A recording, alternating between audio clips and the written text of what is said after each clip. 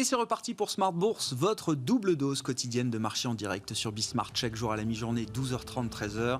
Et le soir, la grande édition, le grand digest de l'information économique, financière et boursière pendant 1 heure à partir de 18h30. Au sommaire ce soir, des marchés actions qui repartent de l'avant, un début de mois positif après un mois de février qui a déjà été un mois très positif pour les actions et notamment pour les actions européennes, modulo les séances de fin de semaine dernière qui ont été un peu perturbées par la violente remontée des taux longs aux États-Unis et cet effet de contagion aux autres marchés obligataires de la planète, notamment en Europe.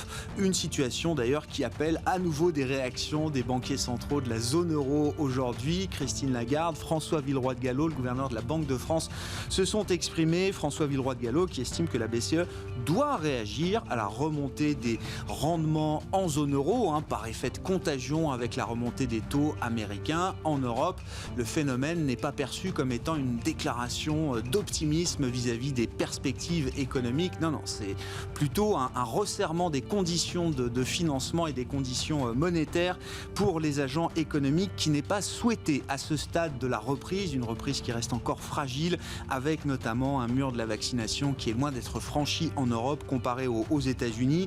Intéressant de noter que la semaine passée, la Banque Centrale Européenne a plutôt ralenti son programme d'achat d'actifs d'urgence pandémique, le PEP, avec des montants qui ont été dévoilés aujourd'hui et qui n'ont atteint que 12 milliards d'euros la semaine dernière contre 17 milliards d'euros et plus même les 2 semaines précédentes. On verra ce qu'il en est avec une réunion de politique monétaire qui sera sans doute très suivie la semaine prochaine, le 11 mars, pour la prochaine réunion du Conseil des gouverneurs de la Banque Centrale Européenne. Les marchés sont néanmoins positifs en ce début de mois, je le disais, avec une belle reprise des actions européennes, plus 1,5% pour le CAC à l'arrivée. Vous aurez le résumé complet dans un instant avec Nicolas Pagnès depuis la salle de marché de Bourse Direct. On parlera des sujets taux, inflation et actions avec nos invités de Planète Marché dans un instant. Et puis en lien avec l'inflation, une des premières clés de lecture, ce sont quand même les prix des matières premières qui ne cessent de progresser, toutes les matières premières confondues, l'énergie, les métaux industriels, les matières premières agricoles également. On en parlera à 19h15 avec Benjamin Louvet, spécialiste et gérant matières premières chez Ophi Asset Management, qui sera avec nous en plateau donc dans le dernier quart d'heure de Smart Bourse.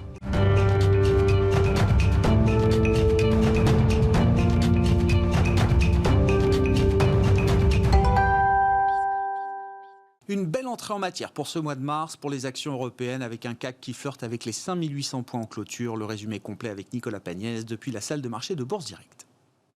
Clôture dans le vert ce soir pour le CAC 40. L'indice parisien gagne 1,57% à 5792 points. Les investisseurs qui retrouvent un petit peu d'optimisme dans un contexte d'accalmie sur les rendements obligataires. Ceux-ci restent tout de même élevés. Là où le taux à 10 ans aux États-Unis atteignait 1,6% la semaine dernière, il se situe actuellement aux alentours des 1,43%, tandis que le taux à 30 ans se situe lui aux alentours des 2,21% ce soir. En Australie, où les rendements à 10 ans se sont envolés jusqu'à 2% la semaine dernière, la Banque centrale australienne a réitéré ce matin ses rachats d'actifs après en avoir déjà effectué la semaine dernière, des rachats d'actifs surprises. Le taux à 10 ans australien évolue actuellement aux alentours des 1,7%, redescendant légèrement. En Europe, la BCE a effectué des rachats à hauteur d'un peu plus de 13 milliards d'euros la semaine dernière, en recul par rapport aux 23 milliards d'euros la semaine précédente. Au total, le PEP, le programme de rachat d'actifs de la BCE en lien avec la pandémie, s'élève à ce jour à 866 milliards d'euros d'actifs rachetés. Europe toujours, les PMI manufacturiers traduisent une amélioration dans les principales économies du vieux continent. Le PMI manufacturier en Allemagne pour le mois de février ressort à 60,7 points, soit son plus haut niveau depuis 3 ans, tandis que celui de la zone euro ressort à 57,9 points, son plus haut niveau depuis 3 ans également, mais également parmi les plus hauts niveaux de l'indicateur depuis 20 ans. En France, l'indice PMI manufacturier ressort à 56,1 points, traduisant une accélération de l'activité manufacturière. Et aux États-Unis, on suit l'indice ISM plutôt, toujours pour poursuivre l'activité manufacturière. Et celui-ci ressort en progression pour atteindre 60,8 points, soit lui aussi son plus haut niveau depuis 3 ans.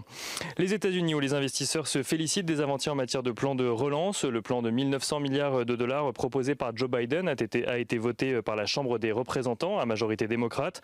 Celui-ci doit à présent passer devant le Sénat qui devrait proposer quelques amendements au projet.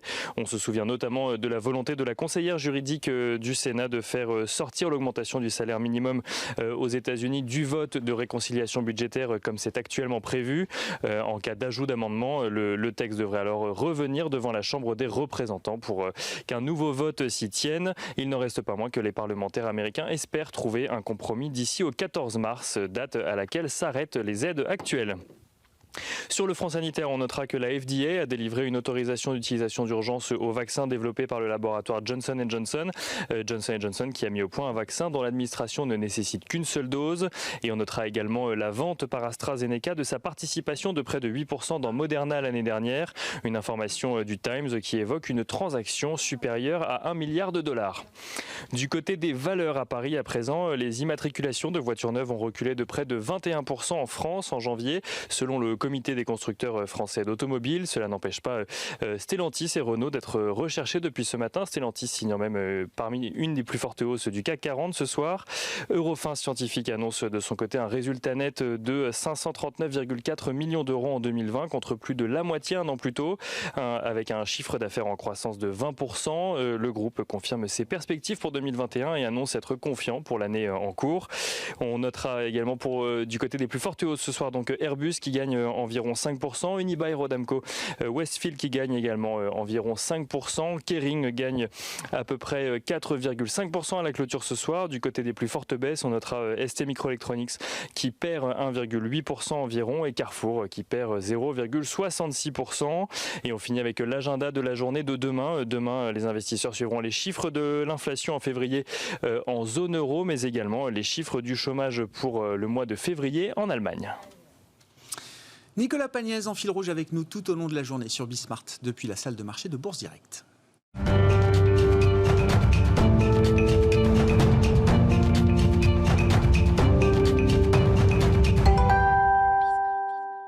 Trois invités avec nous chaque soir pour décrypter les mouvements de la planète marché. Louis de Fels nous accompagne ce soir, directeur général et responsable de la gestion collective de Gay-Lussac Gestion. Bonsoir et bienvenue Louis. Bonsoir. Frédéric Rosier, à nos côtés également gestionnaire de portefeuille chez Mirabeau et compagnie. Bonsoir Frédéric. Bonsoir. Et Cyriac Dayan, gérant diversifié chez Sansoyes, qui est avec nous également ce soir en plateau. Bonsoir Cyriac et bienvenue. Bonsoir.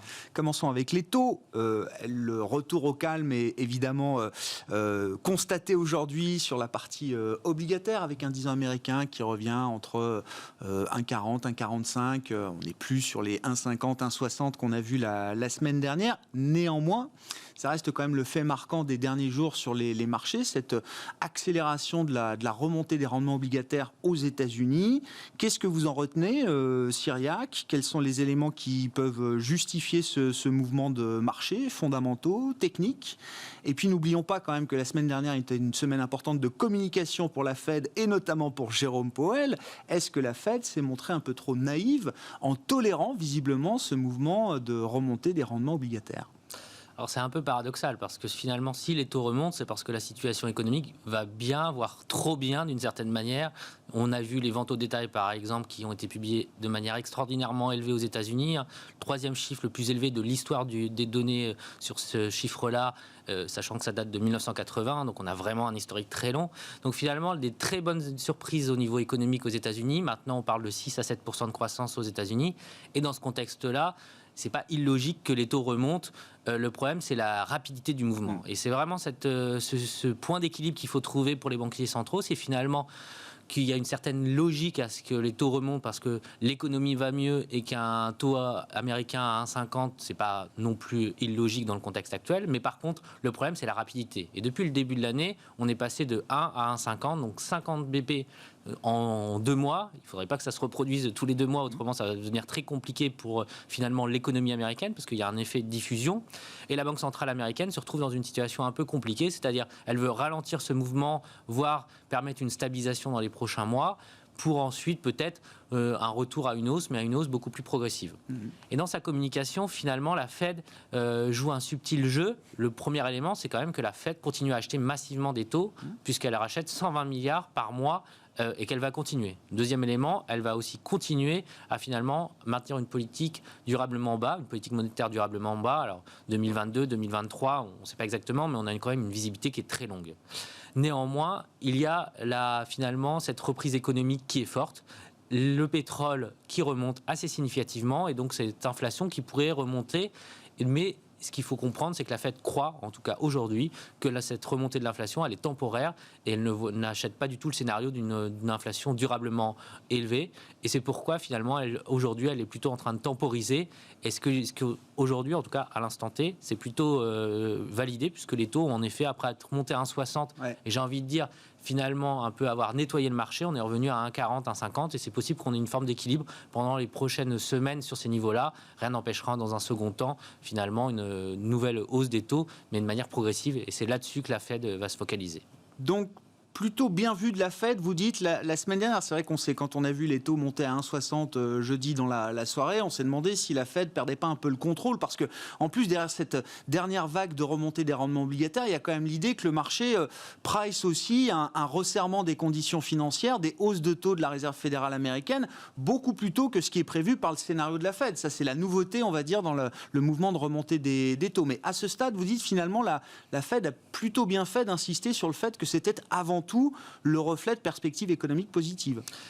Il y a vraiment une notion de crédibilité pour la Banque centrale. C'est-à-dire que si elle s'engage à nous dire que finalement les taux ne doivent pas remonter, qu'il faut qu'ils restent à 1,50 et que le lendemain on remonte à 1,55, 1,60 et qu'elle se retrouve finalement à acheter massivement des taux, des obligations pour essayer de soutenir, de maintenir ce taux proche de 1,50 et qu'elle n'y arrive pas, là il y a un vrai problème de crédibilité. Et donc la Fed ne veut pas s'engager dans ce combat directement avec les marchés, elle est plutôt dans un subtil équilibre, et aujourd'hui, en tout cas, elle a plutôt réussi ça. Maintenant, vendredi, il y a les chiffres du chômage. On peut très bien avoir un très bon chiffre du chômage qui pousse les taux un petit peu plus haut. Mais la question, c'est un petit peu. C'est-à-dire que si ça monte de 5 ou 10 BP, c'est pas grave. Si par contre, on a plusieurs journées d'affilée où ça monte de 10 BP, à ce moment-là, il y aura un problème de crédibilité de la Fed. Mais on a quand même eu, il faut le rappeler, depuis le début de l'année, une hausse de 50 BP. En partie par les points morts d'inflation qui sont passés de 2 à 2,20, alors donc quand même qui est une partie non négligeable qui vient par cette hausse de l'inflation anticipée, mais aussi par les taux réels qui ont monté. Donc finalement, il y a quand même une vraie logique, et on partait de 0,50 il y a encore quelques mois, hein, donc il y a quand même 1% de hausse de taux aux États-Unis. Aujourd'hui, c'est pas rien non plus en termes d'anticipation. Frédéric Rosier, quel est le narratif là sur les taux que vous achetez, qui vous convient le mieux? Est-ce que de voir les taux remonter, c'est une bonne nouvelle? Le marché anticipe une accélération de la croissance et de la reprise? Est-ce que c'est mauvaise nouvelle parce que la Fed est peut-être en train de perdre le contrôle de la situation? Est-ce que le marché se montre déjà fébrile face au risque d'inflation, alors qu'on n'a pas encore vu les premiers effets de la reprise sur l'inflation, hein? Je le précise, je crois que la dernière marque d'inflation Core PC aux États-Unis, elle est sortie à 1,5 ou 1,4, je crois, pour le mois de février. On en est loin, mais c'est vrai que sur ce plateau, il y a quelques semaines, on était à 1,10, 1,20, et on se posait la question à quel niveau de taux d'intérêt le marché allait prendre peur. Alors, il est sorti aux alentours de 1,70, 1,75. Le 1,50, c'est un chiffre qui est plus que symbolique, puisque c'est le rendement des marchés actions. Oui. Donc, c'est le point pivot. On parlait d'un point pivot. Le 1,50 sert un petit peu de base, c'est-à-dire au-dessus d'un 50, alors c'est pas le niveau à 50, on est en train de normaliser, donc on va pas dire aujourd'hui qu'un 50 c'est des taux bas, c'est tout sauf des taux bas, sur du long terme en tout cas. Mais c'est vrai que c'est l'accélération qu'on a connue qui a provoqué ce désengagement sur les valeurs techno qui sont des valeurs chères, au profit par contre de valeurs, par exemple le secteur financier qui a profité de la portification de courbe de taux. Donc le marché, il a connu une rotation très importante, à vrai dire. Il ne l'a pas baissé en lui-même, puisqu'on a vu quand même des secteurs qui ont plutôt profité d'ailleurs de ce phénomène-là de repontification de la courbe de taux, les financières notamment. Donc, il y a eu un stress parce que on a eu effectivement les gros poids d'indices, notamment aux États-Unis, qui ont baissé dans le sillage de cette hausse de taux. Mais on a vu aussi, à l'inverse, des secteurs profiter de ce phénomène-là. Donc, c'est tout sauf inquiétant. La rapidité provoque, à mon avis, plus de désordre court terme. Alors, ce matin, il y a eu encore des publications. Il y a beaucoup de grandes maisons qui cherchent un petit peu ce point, ce seuil critique. On a eu Nomura, on a les grandes maisons de courtage américaines qui cherchent un peu. Donc, ça navigue entre 1,50, 2%.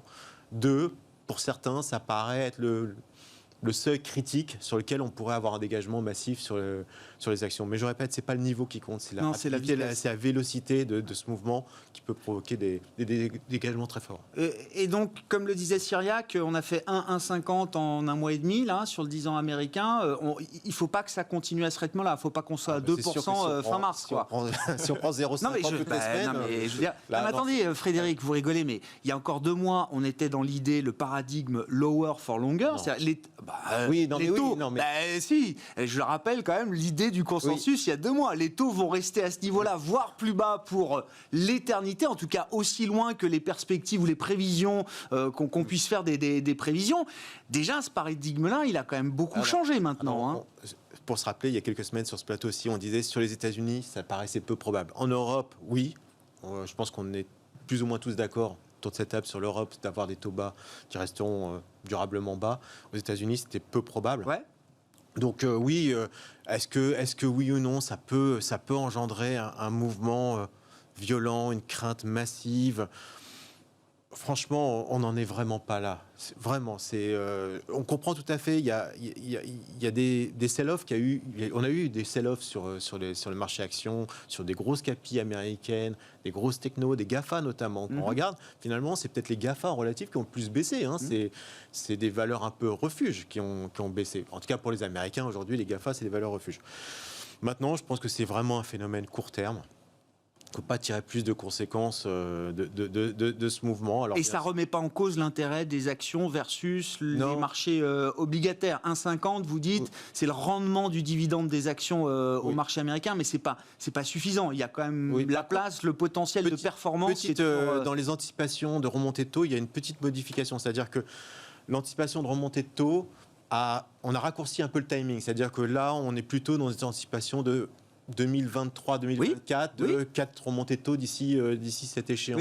Donc on a raccourci un petit peu cette éventualité. Donc ça a bien sûr un impact quand même sur la valorisation. Bon, vos commentaires, Louis, sur ce phénomène de marché et ses conséquences sur les marchés actions, aux États-Unis d'abord, bien sûr, mais visiblement, ça a aussi des conséquences sur nos marchés en Europe, puisque la BCE s'y intéresse. Pour la première fois depuis peut-être plus de 10 ans que les banques centrales sont là, vous vous rappelez, on a toujours dit « don't fight the Fed ». Et là, j'ai vraiment l'impression que pour la première fois, il y a un peu un désamour, un peu comme à la fin d'un mariage, entre les banques centrales et Wall Street, les investisseurs. Pourquoi ? Parce que la Fed continue de dire à vouloir garder les taux bas pour financer les plans de croissance. Il nous dit mais non, regardez le chômage, il n'y a pas du tout de couple prix, inflation, salaire comme on avait peut-être en 2018. Tout ça n'est pas encore dans les chiffres. On verra vendredi, peut-être dans les prochains. Mais le marché, lui, anticipe complètement déjà. Parce qu'aujourd'hui, il y a plusieurs types d'inflation, notamment l'inflation, ce qu'on appelle au niveau manufacturier industriel. C'est vrai quand on regarde les différentes enquêtes encore market manufacturier des derniers temps, on voit qu'il y a des ruptures de composants, notamment dans les semi-conducteurs. On voit que les coûts de fret ont explosé, les matières premières industrielles ont fortement augmenté, et on voit qu'il y a des tensions aussi à l'export. C'est de plus en plus difficile, les stocks matières premières finies deviennent de plus en plus chers, et tout ça crée beaucoup d'inflation. Mais ça, c'est que sur une partie, un certain secteur. Sauf que ça, c'est la première étape. La deuxième étape, il y a le plan de relance qui arrive de 1900 milliards. Je rappelle quasiment entre 8 et 9% du PIB aux États-Unis. Donc tout ça, il va falloir bien sûr produire des biens. Donc là, on parlait avant des manufacturiers, il y a des biens. Sauf que ces biens, on a vu aussi commence à avoir des coûts d'inflation, parce que pour faire ces 1900 milliards, tout ne va pas pouvoir être produit aux États-Unis. Donc ils vont devoir importer, etc. Donc la balance budgétaire commerciale va encore se prendre un coup aux États-Unis. Et on va peut-être avoir une deuxième vague d'inflation à ce moment-là. Et le jour, avec les vaccins, qui sont les bonnes nouvelles, puisqu'aujourd'hui, on est complètement en déflation dans les services, mais si on voit qu'également avec les vaccins, les services arrivent, les Américains sont bourrés d'argent, vous avez vu avec les $600, ils se sont mis à consommer à fond, plus les 900 milliards, alors là, ça va être jackpot, ils vont arriver. Et là, on aura peut-être également une inflation dans les services. Donc là, si vous avez le combo des trois réunis, la Banque centrale, elle aura beau faire ce qu'elle veut, ça peut déraper. Bon, on n'y est pas encore, attendons déjà que ça soit signé dans le petit à petit. Mais en tout cas, clairement, ça va donner la volatilité pendant les prochains mois. Donc c'est vrai que c'est assez intéressant, parce qu'on a encore vu les retail 16, vous avez parlé tout à l'heure des retail 16, mais aussi les dépenses des ménages aussi qui sont sorties à, je crois, plus 11%, c'est quasiment du jamais vu. Et surtout, il ne faut pas oublier que le taux d'épargne est excessif. Et les revenus qui ont explosé aussi. Les revenus qui ont explosé à la hausse. Et le revenu disponible a fortement monté. Donc en gros, tout ça réuni, on sent que les gens ont envie de dépenser l'argent et que la consommation très bien. Donc voilà, donc, moi je suis entièrement d'accord avec tout ce qu'on dit sur ce plateau en disant, voilà, bien évidemment, c'est la vélocité de la remontée des taux d'intérêt qui est très important. Pour l'instant, ça remonte doucement, mais sûrement. Mais clairement, si, voilà, je pense que techniquement, pas mal de gens disent, tiens, 50, il y a un gros support, une grosse résistance, pardon, et que ça serait peut-être calmé à court terme. Mais normalement, voilà, si on repart la remontée des taux progressive tranquillement vers les 2%, parce que je vous rappelle, avant la Covid, on était à 2%, Oui. donc ça ne serait pas trop stressant non plus. Donc si ça remontait progressivement, il n'y aurait pas de problème, parce que la remontée des taux vient vraiment de la croissance économique et pas d'un resserrement monétaire. Donc dans ces cas-là, il n'y avait pas trop de stress. Mais voilà, moi ce que je note un peu, vraiment, c'est de dire que pour la première fois, on sent que les banquiers centraux sont un peu en panique, que ce soit Christine Lagarde. Oui, ça s'est agité. Non, mais ça s'est agité. Oui, mais ils ont moins d'impact qu'avant, donc ça va être très intéressant. C'est vrai qu'il y a le chiffre du chômage vendredi. C'est vrai que s'il est excellent, les taux risquent encore de repartir à la hausse. Donc j'ai peur qu'ils arrivent à perdre un peu le fil de l'histoire. Qu'est-ce qui fait la différence, Louis et les autres, entre un mouvement de taux qui se fait de manière ordonnée et un mouvement qui va beaucoup trop vite ? Pourquoi est-ce que ça irait très vite ? Pourquoi est-ce que ça irait beaucoup plus lentement ? Si 2%, c'est un objectif qui paraît raisonnable, encore une fois, au regard de ce qu'on va mettre dans l'économie américaine et de la réaction de l'économie américaine qui va être vraiment dopée aux stéroïdes, au moins pour quelques mois, quelques trimestres. Qu'est-ce qui fait la différence entre la vitesse du mouvement, une vitesse très rapide et une vitesse plus mesurée ? On n'était vraiment pas habitués, parce que comme on disait depuis plus longtemps, pour nous, l'inflation était quasi morte depuis des années entre la digitalisation, l'impact de la Covid, le vieillissement de la population, la démographie. C'est vrai que ça fait 30 ans que les taux baissent. Nous, on continue de penser que les taux sur le moyen long terme sera un peu la japonisation. Donc c'est vrai que là, ça fait un peu peur au marché, cette forte remontée, notamment sur le plan de relance, on en a parlé du président Biden. Mais ce qui fait aussi peur au marché, c'est comme vous avez dit très justement tout à l'heure, maintenant, le fameux TINA, le very Noël négatif, c'était on allait que vers les actions. Et aujourd'hui, avec la remontée des taux, quand on voit que maintenant, en effet, que les taux à 1,50, c'est le même que vous avez dit très justement que le rendement du S&P, la question va qu'on se pose la question. Et si on remonte à 2%, là, vous savez ce qu'on appelle la prime de risque. Oui. Donc sur les marchés, aujourd'hui, quand vous avez un PE du S&P qui est à peu près à 27 fois, donc après, ça m'effraie pas trop 27 fois le PE, parce que vous savez qu'on est en forte remontée. Et aujourd'hui, la croissance le consensus pour 2021 tend 24% de croissance des estimations des IPS. Mais nous, on pense que ce sera plutôt autour de 36. Donc c'est vrai que plus ça remonte, si le plan... On est en bas de cycle des profits, donc les profits vont fortement remonter, la valorisation du marché va se détendre. Et mécaniquement, quand vous arrivez vers 2022, ce n'est pas aussi cher. Mais néanmoins, quand vous faites donc la fameuse calcul de prime de risque, donc quand vous faites 1 divisé par le PE moins les taux sans risque, c'est vrai qu'il y a encore quelques semaines, on était autour de 3-4%. Donc c'était très favorable aux actions par rapport aux obligations. Là, on retombe à peine à 2 et quelques. Si les taux remontaient à 2, ça s'inverserait. Il y aurait peut-être énormément d'argent qui pourrait basculer des actions vers les obligations. Mais je vous rassure, on n'y est pas encore. Bon, justement, intéressant d'un point de vue d'une gestion diversifiée. C'est encore avantage aux actions. À partir de quand est-ce que les taux et tout ce qui découle des taux obligataires devient plus intéressant selon vous, Chirac ? Et encore une fois, qu'est-ce qui fait la différence en termes de scénario entre un scénario où on a des taux qui continuent à ce rythme-là et puis un scénario dans lequel les taux remontent beaucoup plus graduellement ? Qu'est-ce qui fait la différence ? Alors, pour répondre déjà à la première question sur la partie diversifiée, nous, notre sentiment en termes de construction de ce portefeuille, alors qu'on a porté de l'obligataire et des taux, ce qu'on appelle les taux corps, donc du Bund, du T-Notes dans les portefeuilles pendant longtemps. Nous, ce qui n'est pas le cas de la plupart des maisons. La plupart des maisons sont sous-exposées, voire sensibles négatives depuis de nombreuses années. Ce n'est pas notre cas. Nous, on a été positif sur les taux jusqu'à... Vous êtes resté positif beaucoup plus longtemps que les autres. Exactement. On est resté jusqu'à 2020. Donc, c'est vraiment quelque chose qu'on a gardé sur des années qui n'étaient pas forcément évidentes. Et on a réduit notre sensibilité et on a sorti tous les taux corps fin 2020, début 2021, parce qu'on a considéré qu'en fait, il y avait plusieurs facteurs qui s'étaient inversés fondamentalement. Le premier point, c'était la valorisation. C'est-à-dire qu'on cherche tous le point d'équilibre, mais ce qui était sûr, c'est qu'un T-Notes à 0,50, la valorisation, elle était vraiment au tapis. Et le potentiel, en fait, de gain sur cette position, elle était très faible, et que le carry dont on parle là, c'est vraiment cette logique-là, à 0,50, ça compense très peu de mouvements si vous avez une hausse de taux. Le deuxième élément, c'était le changement au niveau du momentum. On a vu qu'il y avait quand même un retournement. Là, on parle finalement de l'accélération, mais il y a vraiment un retournement qui est assez fort. Le troisième élément, de notre point de vue, c'était aussi, on va dire, dans une logique de reprise de la croissance économique globale mondiale qui allait soutenir vraiment le mouvement sur les taux. Et le dernier point qui, pour nous, pour répondre sur votre question sur la diversification et la construction de portefeuille, c'était que la recorrélation, cette corrélation plutôt négative entre les taux et les actions, on a vu à partir de septembre qu'elle ne fonctionnait plus. Oui. Et là, on a eu un cas d'école, c'est-à-dire que vous perdez sur les taux et vous perdez sur les actions en même temps. Donc tout ça fait que de notre point de vue, aujourd'hui, d'avoir des taux corps dans les portefeuilles, ça n'a plus d'intérêt. Par contre, d'avoir des actions de manière plus, on va dire, structurelle sur 2021, on a de la vol, mais ça garde une vraie logique. Ouais. Ça, c'est pour la logique construction de portefeuille. Aujourd'hui, pour répondre à votre deuxième question, qu'est-ce qui fait qu'on, finalement, en termes, on gère c'est très difficile de répondre. Mais ce qui est sûr, c'est que quand vous avez eu finalement, quand vous regardez techniquement, par exemple des RSI, des choses comme ça, vous voyez qu'aujourd'hui on est en surachat ou survente. Alors les taux, c'est toujours compliqué si vous regardez en prix l'obligation ou les prix, taux. voilà. Ouais.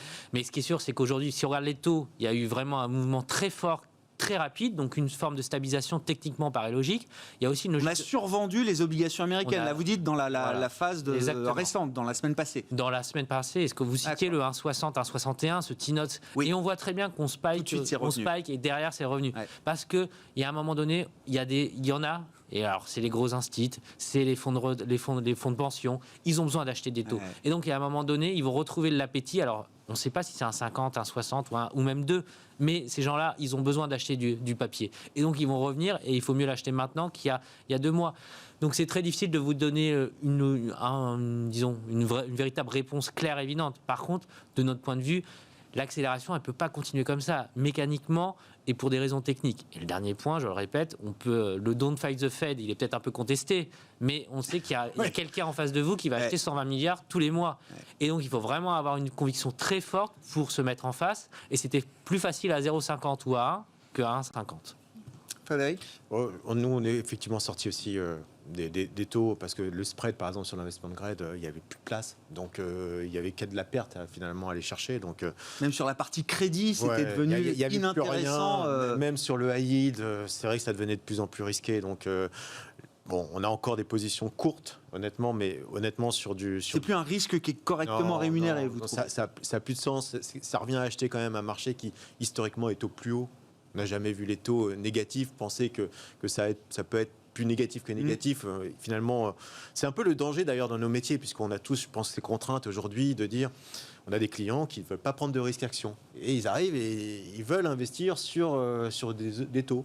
Ils prennent plus de risques aujourd'hui en investissant sur les taux que sur les actions. C'est l'inversion totale du risque. Aujourd'hui, le risque. Les actions, c'est au plus haut aussi, Frédéric.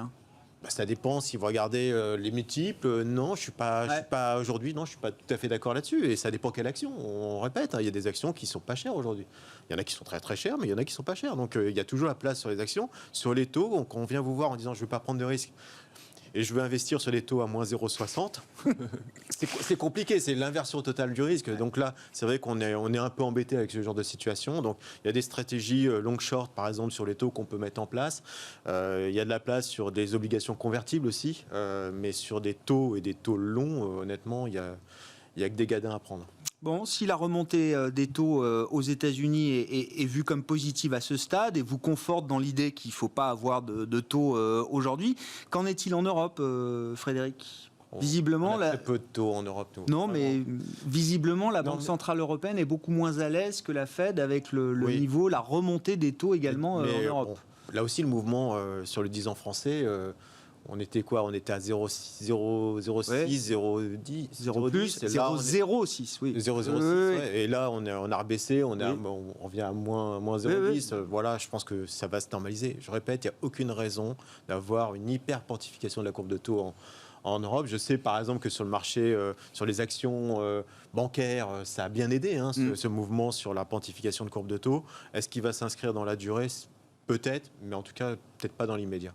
Bon, Louis, en termes de stratégie d'investissement, là, dans cet environnement, s'il faut compter sur une poursuite de la remontée des taux, alors la vitesse, c'est une chose, mais visiblement, c'est le sens du voyage quand même pour tout le monde. Qu'est-ce que ça implique dans votre gestion, alors notamment sur vos domaines d'expertise, les small caps en France et en Europe? Est-ce que c'est des segments de marché qui sont très éloignés des problématiques de taux dont on discute? Alors, ça joue sur les GAFAM, sur des ensembles aussi importants. Est-ce que ça peut avoir une influence aussi sur des marchés avec des entreprises de taille beaucoup plus petite? Oui, bien évidemment, parce que les small caps ont tendance à surperformer leur père, donc les large caps, normalement en reprise économique. Donc normalement, quand les taux se repentifient, donc en ce moment, c'est vrai qu'on a vu depuis l'annonce du vaccin que les small caps avaient nettement surperformé.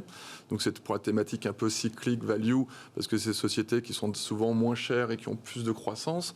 Donc c'est vrai que c'est un très bon investissement et on continue de pousser cette thématique pour jouer cette fameuse rotation sectorielle. Mais surtout, ce qui est très compliqué aussi, c'est aujourd'hui, on parlait toujours pour un investisseur qui va faire du sans risque. On l'a bien vu que depuis la forte remontée des taux, qu'est-ce qui est devenu défensif? Ce sont plutôt tout ce que les gens ne voulaient pas voir, à savoir les bancaires, les pétrolières. Et la dernière fois que c'est arrivé, c'était dans les années 2000. Donc voilà, je ne dis pas que ça va être pareil, mais c'est vrai qu'aujourd'hui, c'est très difficile. Même quelqu'un qui est très prudent, qui veut aller acheter du Nestlé aujourd'hui, Nestlé, comme c'est considéré très défensif, ça marche pas. Tous les jours ça baisse. Ouais. Donc ça va être très difficile pour un gérant privé en ce moment à expliquer en disant mais je comprends pas, mon titre vient de perdre 10-15% depuis 2-3 mois alors que le marché lui n'a pas bougé. Ouais. Donc ça, ce qui est très difficile pour nous gérants en ce moment, c'est que le CAC 40 ou les différents indices n'ont quasiment pas bougé, ils sont quasiment au même niveau, toujours quasiment au plus haut, notamment aux États-Unis. Et il y a une forte rotation sectorielle. On a vu que la semaine dernière, le Nasdaq avait perdu 5%, que le Dow Jones était positif. Et voilà, donc nous, on continue de penser, malgré la repentification des taux, on est toujours très averse au secteur dit value trap, à savoir les bancaires, les télécoms, les pétrolières, tout ça. Pour nous, c'est des secteurs qui sont vraiment très finis et qui, bien évidemment, avaient été trop vendus. Donc là, ça remonte. Mais un des bons moyens de jouer cela, c'est par les small caps. Parce que dans les small caps, il y a beaucoup moins cette rotation sectorielle. C'est vraiment des petites histoires avec des managements dans des niches de marché et qui permettent de vivre leur vie avec des récurrences de croissance de bénéfices par action année après année avec des fortes générations de cash flow. Donc c'est vraiment ce type de valeur qu'il faut avoir. Mais après aussi, je veux mettre aussi peut-être de temps en temps un bémol. La correction, donc on l'a eu là depuis la semaine dernière, était plutôt assez saine. Parce que c'est vrai que depuis l'annonce du vaccin, on était quasiment monté en ligne droite. Et comme très souvent, rappelez-vous, vous m'avez déjà interrogé il y a un peu plus d'un mois sur ce plateau, mais a dit, mais est-ce que ça n'était pas être trop vite sur certaines valeurs? Et c'est vrai qu'il y a certaines valeurs de mauvaise qualité, notamment sur les small caps et même, qui avaient explosé. Il y a eu même, rappelez les short squeeze, on en avait parlé un moment sur GameStop, il y en a qui ont essayé de le faire sur Air France, et que pour cette société qui est quasiment complètement faillite, qui est remontée. Donc voilà, donc attention quand même, je sais qu'il y a eu plus de 800 000 nouveaux actionnaires en France sur les 2 dernières années, donc 400 000 l'année dernière. Donc c'est bien tout ça, faut faire, mais quand même, attention de ne pas acheter non plus n'importe quoi. Vous n'avez pas envie, tactiquement, de vous mettre trop exposé justement à ces thématiques qui ne sont pas des thématiques de long terme pour vous, Louis? Non, parce que comme on disait tout à l'heure, voilà, c'est vrai que c'est remonté un peu fort vers les 1,50, c'est passé de 1 à 50 assez vite aux US, et même en Europe, ça a suivi, mais d'une façon moindre. Mais bon, le marché suit la tendance. Et c'est vrai que là, depuis 10 jours, c'est très difficile dans les portefeuilles. Mais nous, on a une stratégie plutôt moins long terme. On fait un peu le dos rond. Nos clients savent très très bien comment on gère nos portefeuilles. On est plutôt défensif, croissance. Donc forcément, à ce moment-là, faut rester droit dans ses bottes, garder son cap et surtout pas essayer d'aller courir derrière certaines bancaires. Et c'est là où vous prenez la fameuse porte de saloon. Ouais.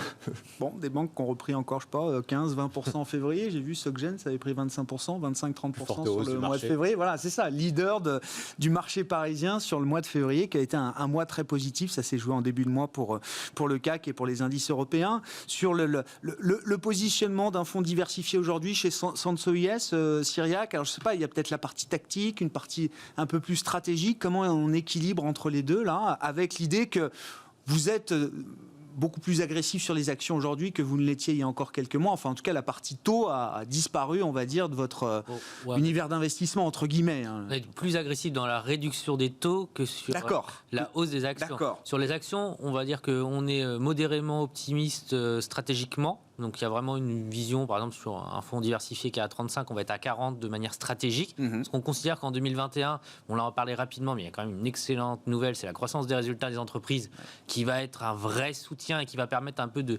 dégonfler cette question de la valorisation, en tout cas partiellement. Et je pense qu'il faut en effet décomposer en plus, parce que valorisation, oui, il y a le secteur par exemple des big data où il y a des valos surréalistes, mais il y a d'autres secteurs où c'est beaucoup plus fair, beaucoup plus price, le prix est beaucoup plus juste. Donc sur les actions, nous, notre conviction, c'est d'être plutôt surexposé de manière stratégique, mais de manière modéré. C'est pas aujourd'hui qu'il faut être plein pot clairement sur les actions. De manière tactique, là, au vu des mouvements et de recorrélation, c'est quelque chose qu'on n'aime pas beaucoup, donc on a réduit, mais c'est vraiment temporaire et vraiment stratégiquement plutôt surexposé modérément. Pour le reste, une fois qu'on a dit ça, sur un diversifié, forcément, on a d'autres classes d'actifs. Bien sûr. Alors, on va aller sur du crédit, plutôt du crédit court terme, plutôt du high yield, en effet, où on trouve encore, de notre point de vue, du rendement et surtout du rendement avec énormément de liquidité dans le système et qui doit bien se placer quelque part. Donc, de notre point de vue, il reste de la valeur.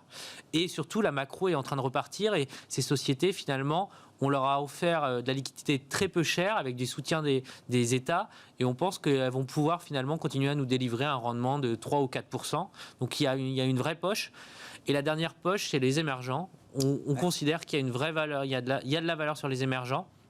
Alors là aussi, c'est allé très vite et très fort aussi sur les émergents. Là. C'est allé très vite et très fort. C'était aussi très en retard pendant de nombreuses années. Donc il y a un effet rattrapage. C'est tiré aussi par la Chine parce qu'il y a un phénomène chinois spécifique. Mais quand on regarde finalement la big picture, on se rend compte qu'en particulier l'Asie a a très bien géré la Covid par rapport aux autres zones géographiques et en particulier les pays développés. On se rend compte que finalement les valorisations sont moins chères en moyenne que dans les pays développés. Alors il peut y avoir un peu un effet retour de bâton avec le vaccin. Clairement, c'est pas la zone aujourd'hui qui vaccine le plus, donc on peut y avoir un peu de ralentissement à ce niveau-là lié à ce phénomène spécifique. Mais in fine, on trouve que les valos sont pas très chers, que la dynamique économique est là. Et on citait les États-Unis. Et paradoxalement, quand les États-Unis vont bien, il y a les émergents en profitent parce que les États-Unis, il y a une grande partie de ce qu'ils consomment qui ne produisent pas en interne. Et la Chine, la Corée, Taïwan, tous ces pays-là, l'électronique, elle n'est pas produite aux États-Unis, elle est produite directement en Asie. Et ça pourrait être une vraie bonne nouvelle parce que le consommateur américain, quand il consomme en déplaise à Donald Trump, beaucoup plus made in Asia que made in United States. L'échec envoyé au ménage américain, c'est bon pour la croissance chinoise, quoi. Exactement. Et c'est un plan de relance pour la Chine. On avait eu l'histoire dans les années 80 en France avec les magnétoscopes qui venaient d'Asie et c'est un peu la même histoire. C'est-à-dire que le consommateur américain, in fine, quand il consomme, il va pas regarder l'étiquette de chaque chose et c'est plutôt bon pour les États-Unis aussi, pour l'Asie aussi. Ces chèques qui sont envoyés aux consommateurs américains. Puisque vous parlez de l'Asie, là, je sais pas, je notais que il y avait des PMI, des enquêtes d'activité pour le secteur manufacturier publié pour la Chine ce matin. Un petit coup de faiblesse visiblement sur le mois de février. Je ne sais pas s'il y a une remarque particulière, mais c'est vrai que on voit l'ISM manufacturier américain, lui, qui est en train de remonter plein pot, et puis la Chine qui avait remonté très fortement, qui s'était normalisée, on va dire, avant les autres, qui semble envoyer un petit signal de faiblesse sur un mois. C'est un chiffre sur un mois. Oui, je pense qu'on peut dire depuis le début de l'année, puisqu'il y a janvier-février, où on est en effet sur un mouvement qui est plutôt de ralentissement, qui reste au-dessus de 50. Mais ce que je trouve intéressant, c'est que la Chine n'a pas du tout la même histoire que les autres pays, c'est-à-dire qu'on a eu vraiment un crack économique. Il faut se rappeler que la croissance économique dans les pays développés, elle va être entre moins 5 et moins 10. En Chine, on aura une croissance de plus 2%, voire plus 3 en 2020. Donc l'effet rattrapage, il est moins fort en Chine. Donc mécaniquement, comme ça a moins baissé, ça rebondira un peu moins. Deuxième élément, il y a quand même un facteur chinois qui est très spécifique, c'est ce nouvel an chinois qui nous pollue chaque année parce que une fois il est sur janvier, une fois sur février, et c'est très difficile de désaisonnaliser. Et le troisième point, c'est que finalement, les Chinois ont fait un choix qui est, à mon avis, courageux, qui est de dire, à l'inverse des États-Unis d'ailleurs, de ne pas remettre un jeton dans la machine pour relancer de nouveau l'économie, mais au prix d'un nouveau déficit. Ouais. Les Chinois, ils choisissent finalement de dire, nous, on va cibler une croissance qui ne va pas être explosive, mais qui sera beaucoup plus durable. Et pour le coup, à long terme, on n'est plus dans le court ou le moyen terme, à long terme, j'ai envie de dire, c'est quand même, ça a plus de sens économiquement que ce nouveau plan de relance. Que de mettre en permanence du charbon dans la chaudière. Bon, Louis et puis Frédéric. Nous, on n'est pas très inquiets sur ces derniers chiffres parce que je pense qu'il y a clairement un problème d'offre plutôt que de demande, un peu comme ce qu'on disait tout à l'heure. C'est vraiment lié à toutes les différentes pénuries de matières premières, de tensions industrielles qui ont fait qu'il y a eu beaucoup de baisse d'export, mais c'est plus de façon technique, ponctuelle sur les semi-conducteurs, sur beaucoup de choses, plutôt qu'une demande qui est plus faible. Donc, nous, pas du tout d'inquiétude là-dessus. Bon, Frédéric, vos commentaires par rapport à ce qui a été dit, et puis je voulais qu'on garde quelques minutes avec vous pour parler de Danone. Sur l'émergent, on est tout à fait d'accord, puisque la dynamique, elle est là. La dynamique de la zone Asie, la grande zone Asie maintenant, est là. La consommation est là, tiens. Donc, pour nous, c'est vraiment un pôle sur lequel on investit et on croit... Voilà, aujourd'hui, c'est bien simple, on fait le tour du monde, on voit où se trouve la dynamique. Aujourd'hui, elle est clairement dans cette zone. 2020, c'est 2,5 de croissance en Chine. Voilà, je pense que tout est dit, même dans des Oui, mais pays enfin, comme le Vietnam, par exemple, ou d'autres pays de la zone, c'est des pays en croissance l'année dernière. Donc, pour nous, il n'y a pas raison de mettre en doute cette dynamique-là. Et sur le niveau de valorisation, il faut juste élargir un peu le spectre, parce que si on regarde les marchés chinois sur 20 ans, on n'a pas du tout la même perception. C'est pas des marchés. C'est-à-dire que lorsqu'on regarde la progression de ces indices sur une vingtaine d'années, on est sur une progression 4-5% l'an. On n'est pas sur des progressions stratosphériques. Donc c'est vrai qu'on arrive sur des niveaux élevés, mais c'est pas des marchés qui ont explosé ces dernières années. Alors il y a des valeurs symboliques, Baba, Tencent, autres, qui captent un peu cette attention. Mais lorsqu'on regarde la valorisation en multiples de comparables par rapport aux sociétés américaines de même calibre, puisqu'on peut comparer les technos chinoises aux technos américaines, elles sont pas chères, honnêtement. Et lorsqu'on regarde sur du long terme, on peut pas dire que c'est des valorisations élevées. Ouais. Donc, on est encore confortable. Enfin, tout le monde est confortable avec ces investissements, je crois, sur les émergents, si particulièrement en Asie et Chine. Voilà, si on ne nous met pas les patrons en prison, ça c'est après le problème éventuellement de. Ouais, mais j'allais dire, ça visiblement, c'est un risque qui existe toujours. Confère Jack Ma, il n'est pas allé en prison, non, mais. Voilà. Mais c'est un peu la décote qu'on peut justifier aussi sur ce marché-là. Danone, est-ce que le titre se réveille ? Est-ce que ça va bouger ? Est-ce que ça devient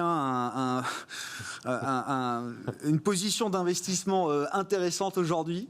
Qu'est-ce qui peut se passer, Frédéric ? C'est le 3 Danone. C'est vrai qu'on parlait de Nestlé tout à l'heure, mais Nestlé, c'est vrai que c'est un titre qui a baissé depuis le mois de mars, grosso modo. Avec l'amélioration des marchés, les valeurs défensives ont plutôt baissé. Donc, mais c'est quand même une société, Nestlé, qui est en croissance. Qui a des taux de marge à 17-18%.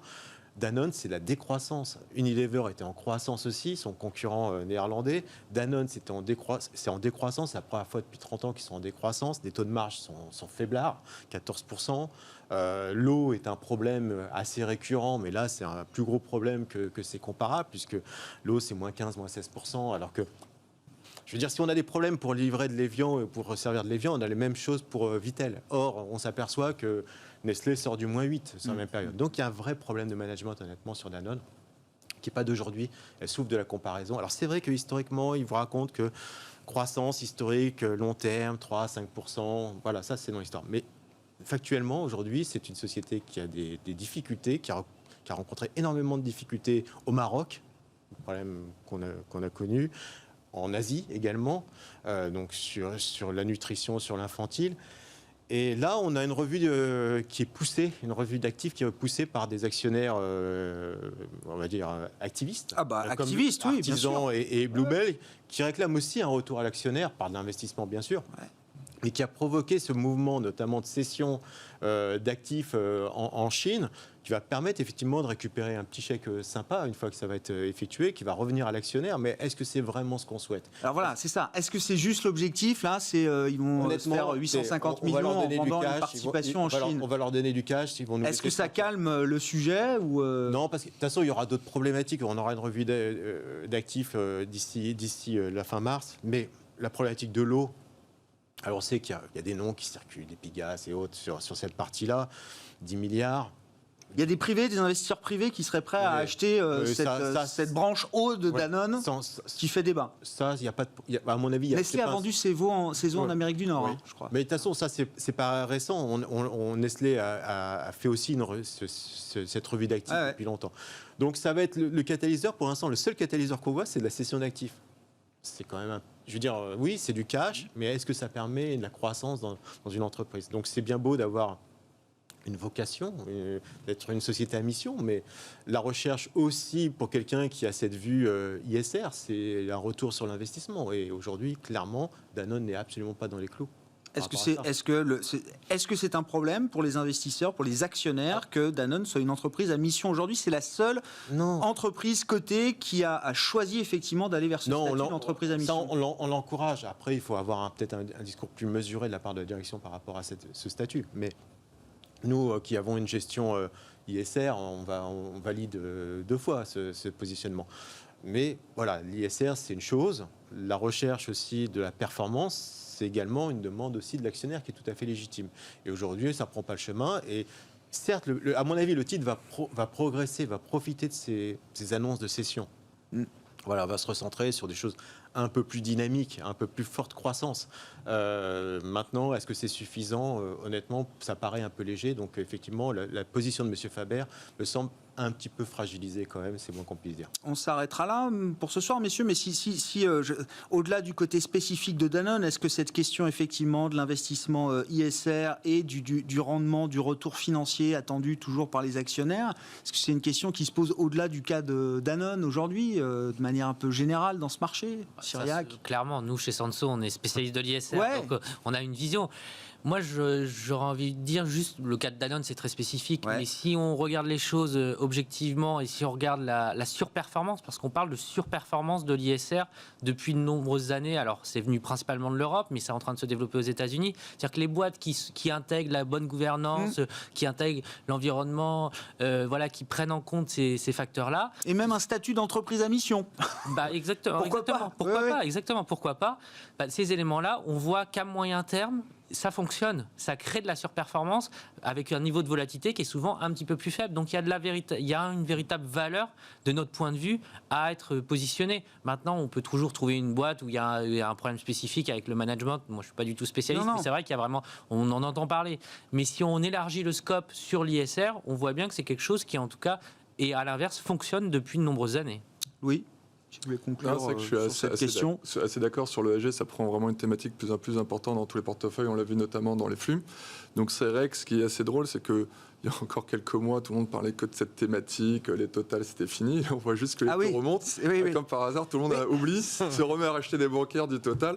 Voilà, donc je suis entièrement d'accord avec vous, surtout en plus les belles valeurs ESG et ISR, souvent elles sont familiales, moins volatiles et surperforment sur le long terme. Donc c'est pour ça que moi ce que je peux te conseiller ce soir, c'est vraiment faire attention à tous les bruits que l'on voit aujourd'hui sur la montée des taux. Bien évidemment, la rotation sectorielle a eu lieu, je comprends. mais restons, voilà, c'est pas parce que Dassault Systèmes ou d'Hermès, il faut les jeter avec l'eau du bain, c'est des très très belles valeurs sur le moyen long terme, également comme Nestlé. Au contraire, ça va nous donner des occasions de revenir sur cette valeur à plus juste prix, ça sera très bien pour tout le monde. Merci beaucoup messieurs, merci d'avoir été avec nous pour décrypter les mouvements de la planète marché ce soir dans Smart Bourse. Louis Defels, directeur général de Gay-Lussac Gestion, Cyriac Dayan, gérant diversifié chez Sanso IS, et Frédéric Rosier, le co-responsable de la gestion de portefeuille chez Mirabeau et compagnie, qui était avec nous en plateau.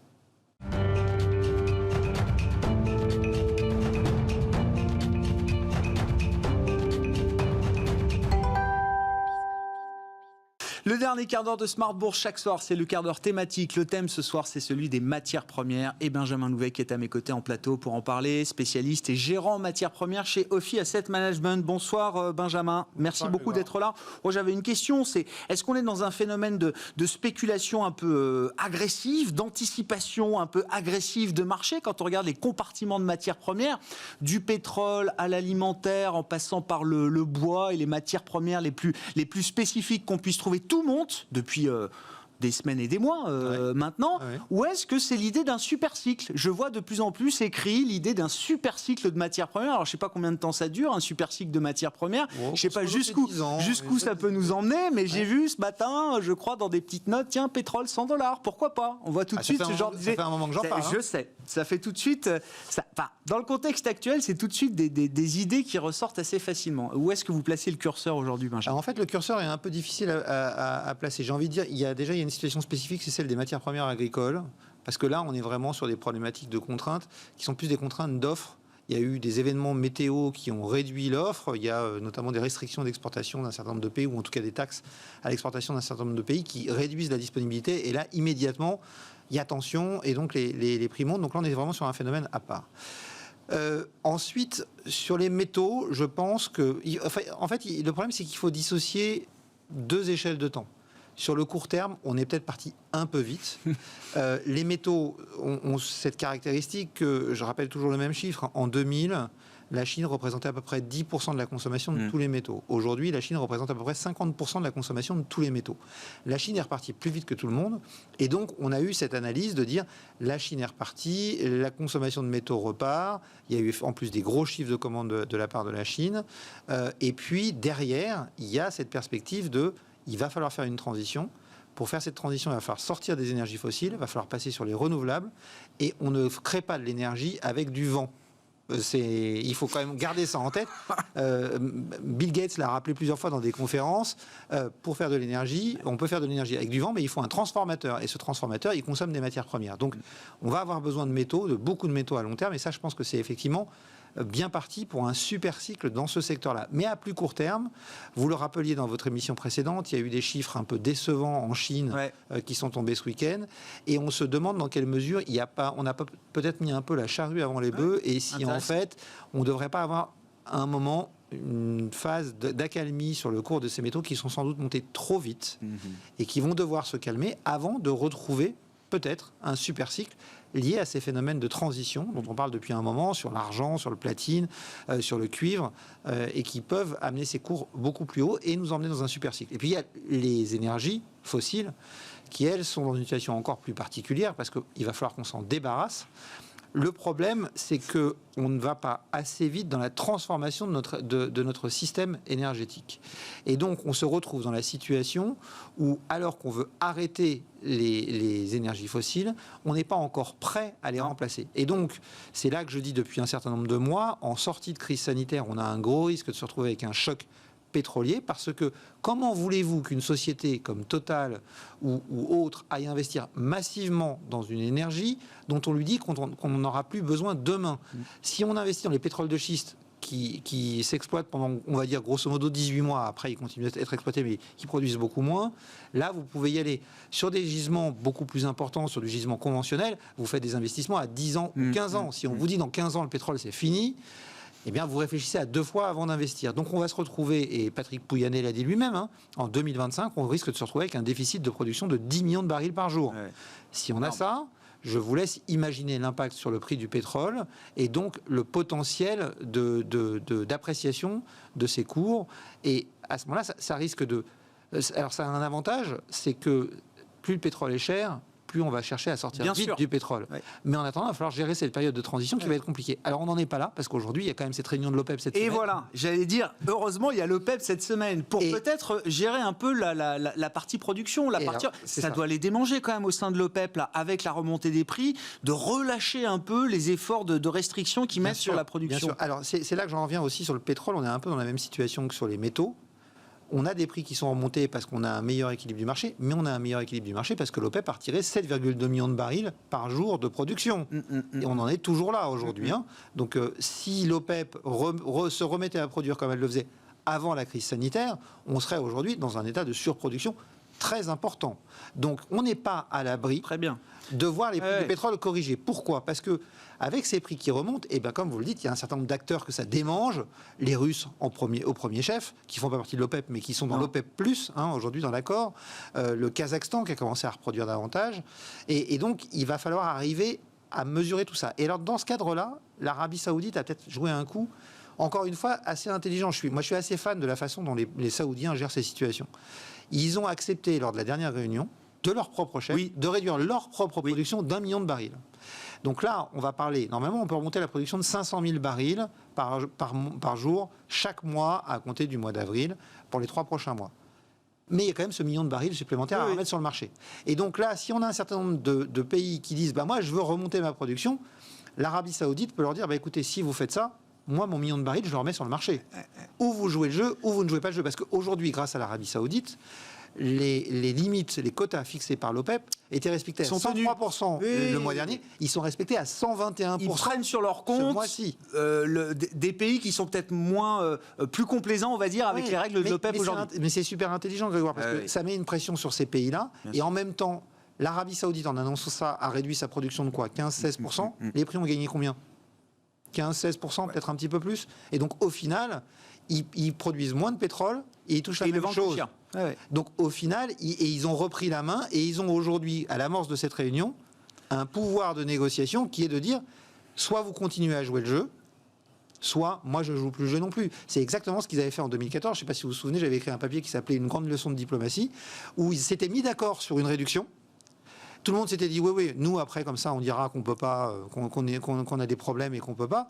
Et la réunion suivante, ils ont dit ok, vous voulez pas réduire ? Alors c'est simple, soit vous réduisez avec moi et moi je réduis, et à ce moment-là on vend tous 95% de notre pétrole, mais on le vend 20% plus cher, soit vous réduisez pas, et moi je réduis pas non plus, et à ce moment-là vous vendrez 100% de votre pétrole, mais vous le vendrez 30% moins cher. Ouais. C'est à vous de voir. Et donc là, on a vraiment un pilote dans l'avion qui me fait dire que tout va bien se passer alors.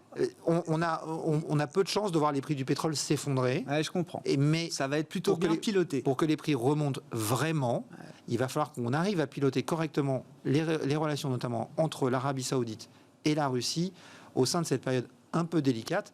Mais je pense que tout le monde y a intérêt et donc on va trouver une solution. Les prix du pétrole ne seront pas à $100 demain. Je le redis parce qu'on me dit des fois, vous dites que le pétrole va à $100. J'ai dit oui, le pétrole ira à $100 pour moi, probablement, en excès, dans les 12 à 18 mois qui suivront la fin de la crise sanitaire. D'accord. Pourquoi ? Parce qu'à ce moment-là, on aura une visibilité et là, on va commencer à se poser les vrais problèmes. Le coup d'après, c'est comment on fait avec le manque d'investissement qu'il y a eu pour revenir à la consommation de pétrole qu'on a. L'once d'or était à $2000 l'été dernier. On est retombé, je sais pas, entre 1700 et 1750 dollars aujourd'hui. Est-ce que vous direz que le parcours est décevant, sachant que l'once d'or est supposé être un hedge contre l'inflation, une couverture contre l'inflation, et qu'en ce moment on parle que de ça? Alors on parle que de ça, mais quand on regarde les chiffres, aujourd'hui les anticipations d'inflation, elles reculent. Ah bah aujourd'hui, elles ont monté quand même ces derniers mois. Globalement, elles ont monté, mais les taux ont monté en même temps. Oui, je vous rappelle, ce qui compte pour l'or, c'est les taux réels. Ouais. Et pour l'instant, les taux réels, ils sont plutôt en train de remonter. Oui. Ce qui pénalise l'or depuis le début de l'année. Finalement, sur la fin d'année dernière, il n'a pas fini à $2000, mais il a fini aux alentours de 1850, 1900 $. On a quand même eu une performance de plus de 20% l'année dernière, et il est en baisse de 9% depuis le début de l'année. Bon, effectivement, c'est une période un peu difficile qui s'explique par le fait qu'on a des anticipations d'inflation qui, pour l'instant, ne remontent pas. Et on a... Enfin, des taux qui remontent plus vite que les anticipations d'inflation. Des taux qui remontent plus vite que les anticipations d'inflation si on prend une période plus longue, effectivement, pour différentes raisons. Mais pour nous, cette situation n'est pas tenable. Et aujourd'hui, on a envoyé une note à certains de nos clients en leur disant que c'était peut-être le moment de repasser à l'achat sur l'or. Pourquoi ? Parce que on arrive à un extrême où, je rappelle que cette année, les États-Unis ont 8 000 milliards de dollars de dettes à refinancer. C'est 40% du PIB américain. Que l'année prochaine, il y a encore une falaise de dettes à refinancer et qu'on est dans une situation où quand vous devez financer 40% de votre dette et que vous avez 1% de hausse des taux d'intérêt, 40% de votre PIB en dette et que vous avez 1% de hausse des taux d'intérêt, ça fait 0,4% de PIB de charge en plus. Donc, aujourd'hui, la Fed laisse glisser parce qu'on a aussi un autre point, c'est que du coup, le rendement des taux est en train de remonter. Et le rendement des taux à 10 ans aux US, aujourd'hui, a atteint le rendement des dividendes du S&P 500. Donc, on a un gros risque de voir une rotation de portefeuille et une correction forte des actions. Pour l'instant, ce n'est pas le cas. Donc, la Fed reste muette. Mais si j'ai un pari à prendre, c'est que je pense que dans les 15 jours qui viennent, on a la réunion de la Fed le 17 mars, je vois mal la Réserve fédérale rester muette et ne pas donner quelques guidance pour expliquer que on va quand même s'arranger pour que les taux ne vont pas continuer à remonter, pour que le bout de la courbe ne puisse pas remonter dans ces conditions-là. Donc on devrait avoir à ce moment-là des taux réels qui vont rebaisser. Je pense qu'on va avoir un effet de base sur l'inflation de l'autre côté avec les matières premières, parce qu'on va rentrer dans la période où, en mars de l'année dernière, je ne vous rappelle pas ce qui s'est passé, on a les prix des pétroles qui sont cassés la figure, vous le disiez, les ressources alimentaires ont beaucoup monté, donc on va avoir un effet de base de l'inflation, tout ça peut nous emmener à des taux d'intérêt réels qui rebaissent, et donc l'or qui pourrait... Et un narratif qui va redevenir beaucoup plus favorable pour l'or, peut-être. Bien sûr, sachant que sur le long terme, cette dette massive des États nous garantit que les taux d'intérêt réels ne puissent pas remonter de façon très importante. Si la Fed attend le 17 mars ou si Jérôme Powell sera peut-être amené à dépendra du marché action. Ça dépendra du marché action, de la vitesse de remontée des taux et des dégâts qu'il peut y avoir sur les marchés actions. En tout cas, on a suivi ça de très près la semaine dernière. Mais les marchés testent la Fed. Ah oui, complètement. On dit qu'il ne faut pas se battre contre la Fed, mais là, il y a quand même un petit bras de fer qui a été engagé entre certains investisseurs obligataires et la Banque centrale américaine. Merci beaucoup, Benjamin. Merci d'avoir été avec nous dans ce quart d'heure thématique de Smart Bourse chaque soir. Marché à thème. Le thème du jour, c'était les matières premières, bien sûr, avec Benjamin Louvet, gérant matières premières chez Ophi Asset Management.